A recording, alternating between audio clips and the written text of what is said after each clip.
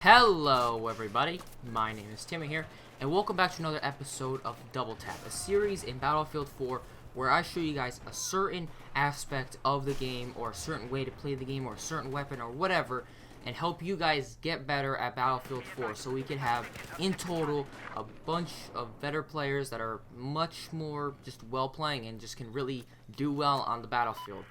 Anyway, in this episode, I'm going to be talking about playing your strengths. Now, playing your strengths is a weird way to say it, but you really want to just play the best you can and find out what tactics work for you, what vehicles you're good at, what weapons you're good at, what weapons suit you the best, what weapon attachments, etc. You want to find the weapon that's best for you. For example, in here you can see I'm using the M416, a great assault rifle because in Battlefield 3 I used it so much. I had a lot of service stars with it, I got a lot of kills. I was very proficient in this weapon. This was my go-to assault rifle, and pretty much it's the same thing here in Battlefield 4. It acts very similarly to what it did in Battlefield 3. So I could work off of that, and with the new attachments that could affect your gun, like say the angled foregrip, the muzzle brake, etc., you could really have a very powerful gun, and that's why I'm using the M416 here, because it works for me. What you want to do is find out what gun works for you. What kind of player are you? I'm a very in-your-face kind of assault the flags on domination. You know, go to the flags, get the flag, and just cover it and everything. So I want something like that, and that's my playstyle. So that's why I choose certain guns like that. If you're more of a laid-back kind of person, you want to, like, say, cover objectives from a farther point, you're going to want to choose sniper rifles, DMRs, LMGs that will suit you.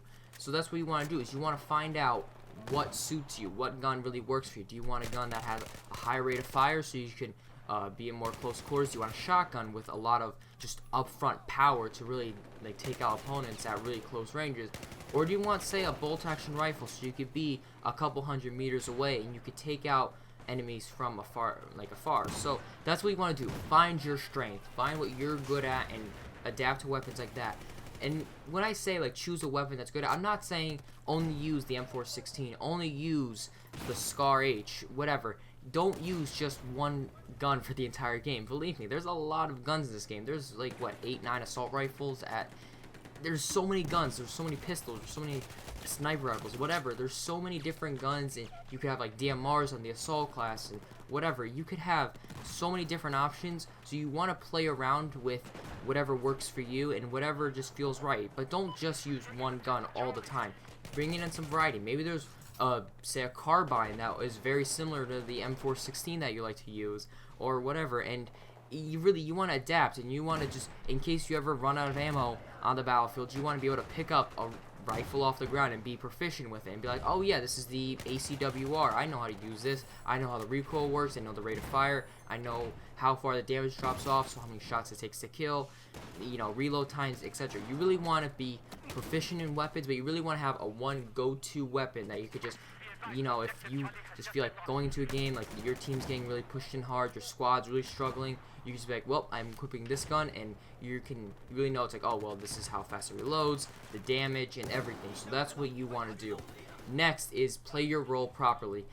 If you're assault, if you're medic, whatever, you want to make sure you revive people, make sure you throw your first aid kits or your med packs, whatever. If you're support, please throw down your ammo. I'm pressing Q and asking for ammo. Please throw down some ammo, please.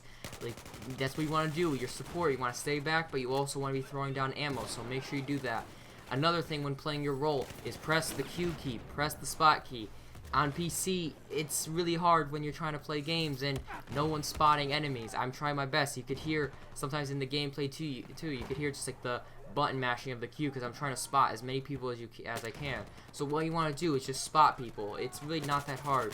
If you have to rebind the key, whatever, just make sure you're spotting your enemies, because it's really hard for your teammates when they don't know where anyone is and they're trying to find out where people are and you're not spotting. So that's what you want to do. Make sure you spot, make sure you play your role, make sure you have one gun that you're very good at, but don't just use that one gun. So yeah, guys, that's about it. A couple other things about Battlefield 4 and Double Tap. Double Tap's been going great. I'm enjoying the series so far, and I'm glad you guys are too. Battlefield 4, it's been going good. It's been 1 week since release, and there's still problems with the netcode. As many other commentators have said, there's a lot of problems with the netcode right now. It feels very buggy. The game runs actually much better for me. It runs much better than Battlefield 3 did, but the netcode is a big problem. It really is. It's the buggy sometimes. Sometimes you feel like you just run around a corner and then you just get killed, and then you watch the kill cam and see that the guy that killed you is just around the corner, and it can be kind of frustrating at times. But you know, hopefully they fix that. They definitely want to fix that, because I'm still getting, like, say, sound bugs that I have to exit the game. There's even like reviving bugs that really need to be fixed. But yeah, guys, that's about it. Hopefully they fix it for the upcoming DLC and for Battlefield 4 in general, because they can't really have these bugs now. But anyway, guys, that's about it, and I will see you all next time.